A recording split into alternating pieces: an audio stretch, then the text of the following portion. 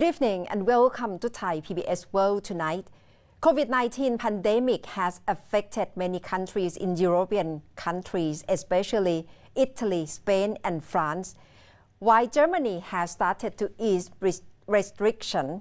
But in terms of fighting COVID-19 altogether, we see EU countries have virtual meetings to try to raise funds to curb with coronavirus. In the Thai PBS World tonight, Khun Thep Chai Yong and me talk to German ambassador to Thailand on this initiative. Mr. Ambassador, I'm sure there is this issue that you certainly would want to talk about, and that is the global leadership displayed by the European Union. I'm talking about the pledging conference initiated by EU a few days ago that managed to raise billions of euros to help fund research on COVID-19 vaccines and therapies. And of course, the aim is to help poorer countries around the world in dealing with the situations.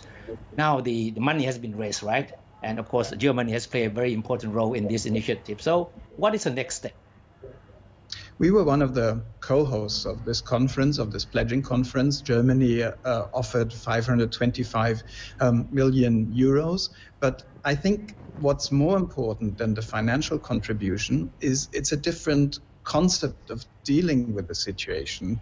You see, we have countries and companies racing to be the first to develop a vaccine.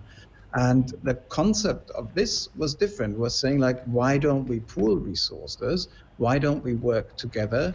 We can cut corners. We don't need to do things twice or three times. And then also think of a way how we make the vaccine, if we get there, accessible, under what conditions, so that everybody can actually benefit from it. And I think this is much more important. I mean, the only race we should have is the race between humanity and the virus, but not the race between different countries and different companies.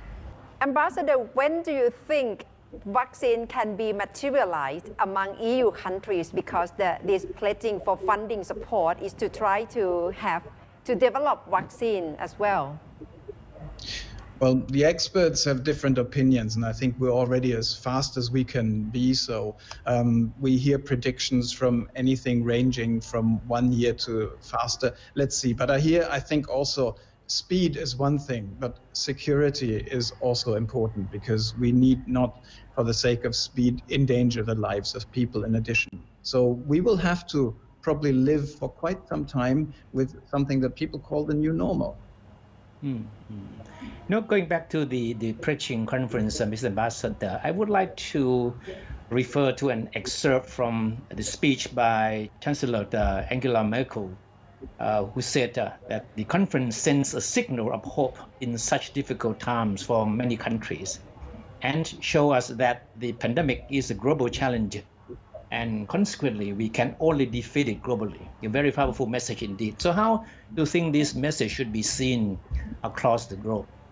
Well, if we start from the crisis, I think many countries, and the reaction was like, as if our foreign minister once used the metaphor of when you're in an accident in an airplane, you take on your first mask to make sure that you have oxygen, and then you can go and help others. So we had the same problem. We had to come up first with restrictions, and then we have to also think about it, that how do we deal with neighbors? And Europe is so intertwined. If I look at it, the border regions between France and Germany, Germany and the Netherlands and other countries. So we need to find a good compromise between health and economics. And health and economics, there is no clash between, because one cannot exist without the other.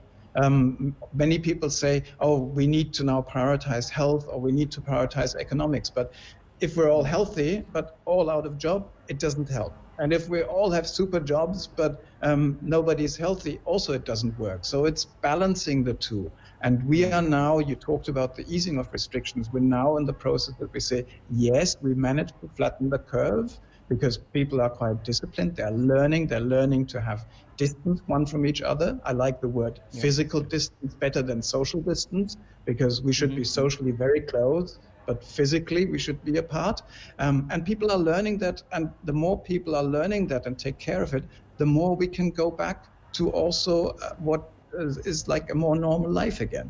Yeah, this initiative is certainly a silver lining in the dark clouds above us, and certainly I hope that other associations across the world, like ASEAN, would follow in the footstep and get the regional cooperation to kick off, and then probably do similar things, so that it would be a sort of a regional and of course a global efforts in dealing with the situation.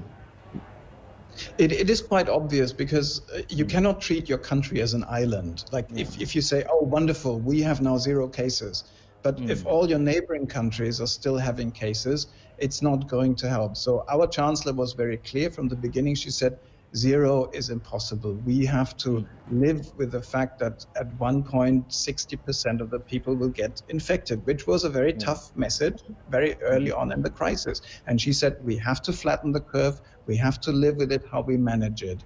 And this is a very difficult process for all of us. We have to learn how to do it. We showed in Germany that democracies can actually act very swiftly and can take those difficult decisions, but they have to explain to the people. It's not only Germany and the EU. If I look at the situation in Africa, if I look at the situation in the Middle East, it's not good, and we're depending on access. So it's imperatively, economically speaking, but it's also imperative from a humanitarian point of view. Ambassador, but talking about impact among EU countries, this time is quite being hard hit by COVID-19. What's the spirit among EU members right now in coping with COVID-19 situation, especially in dealing with economic impact? We are forecasting a contraction of GDP of 6%. So can you imagine that? That's a lot. So that's why the German government focuses a lot on keeping people in employment, keeping money in people's pockets. And we have a scheme for that. It's called short-term work. So when companies are laying off people, instead of laying them off, there is a formula that the government takes up some of the money. So people are not working, but they still get money. And it's important, because this crisis is unprecedented. Normally you have a crisis either in the supply side or on the demand side. But here we have a supply and demand crisis. So the most important thing initially is to have a social system that keeps people afloat, that helps. And we were very fortunate because we have a very strong social system, a very strong social net to keep people in employment. And it's very difficult if countries don't have that before the crisis. It's very difficult to set it up during the crisis. So that keeps us in a way a bit stronger.